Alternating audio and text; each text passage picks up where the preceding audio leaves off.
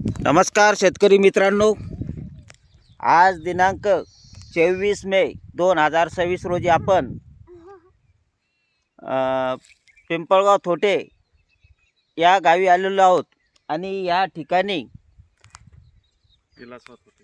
विलासरावजी थोटे साहेब यांच्या शेतीला आपण या ठिकाणी भेट दिलेली आहे आणि त्यांनी SRTला सुरुवात करण्याची त्यांची इच्छा बोलून दाखवली.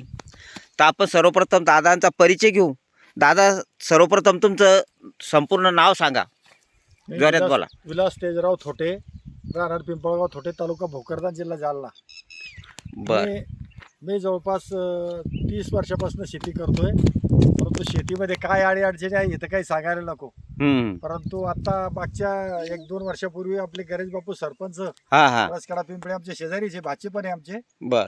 त्यांची शेती बघून आम्ही थोडं प्रोत्साहित झालो. ते त्यांचं उत्पन्न SRT पद्धतीने केलेली शेती, त्यामध्ये काडी कचरा असलेला तो कुजल्यामुळे त्याचं जे काही सेंद्रिय कर्ब वाढलं आणि जीवाणू वाढले, चिबड सुद्धा त्याच्यामध्ये चिबड जरी असलं तरी त्याच्यावर वापसा टाईप राहत आहे आणि त्यामुळं पीक जोमदार येत आहे. सेंद्रिय कर्ब वाढलं, त्या जमिनीची सुपीकता सुद्धा वाढली असं निदर्शनास आलं. तसेच त्यांच्या इथे घेतलेली त्यांनी SRTची शेती शाळा, त्यालाही आम्ही भेट देऊन आपले त्यांच्याशी सुद्धा चर्चा झाली. इतर तज्ज्ञ त्यांच्या सोबत आलेले होते आणखी काही.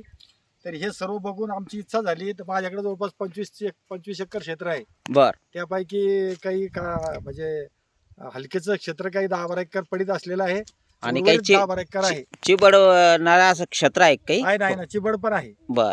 त्या चिबड क्षेत्रामध्ये आणि इतर बाकी 8-10 एकर क्षेत्रामध्ये टोटल आता पूर्ण SRT काय करणार आहोत. अच्छा अच्छा. आणि सोयाबीन आणि तूर शक्यतो घेणार आहोत. बर. तुम्ही हा खूप मोठा चांगला निर्णय घेतला दादा, की आज काळाची गरज आहे. SRT शून्यमाशागत तंत्राने शेती करणं ही काळाची गरज आहे.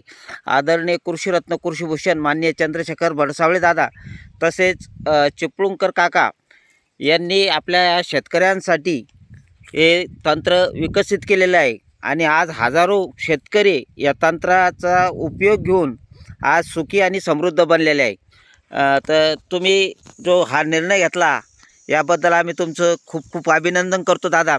आणि आपल्या या पळसखेड पिंपळेचे सरपंच माननीय गणेशरावजी बापूसाहेब यांनी एक आदर्श आपल्या या परिसरामध्ये तयार केलेला आहे, की त्यांनी गेल्या मागच्या वर्षीपासून स्वतः SRT पद्धतीने शेतीला सुरुवात केली आणि त्यांच्यासोबतच गावातील कमीत कमी 30-40 शेतकरी असतील यांनी पण SRTला सुरुवात केलेली आहे आणि त्यांचं खूप कार्य चांगल्या प्रकारे आहे. आणि या परिसरामध्ये दादांचं खूप मोठा नावलौकिक आहे आणि यांची प्रेरणा घेऊन तुमच्यासारखी जर शेतकरी आज SRTला जर वळाले तर त्यांना पण खूप मोठा फायदा होणार आहे.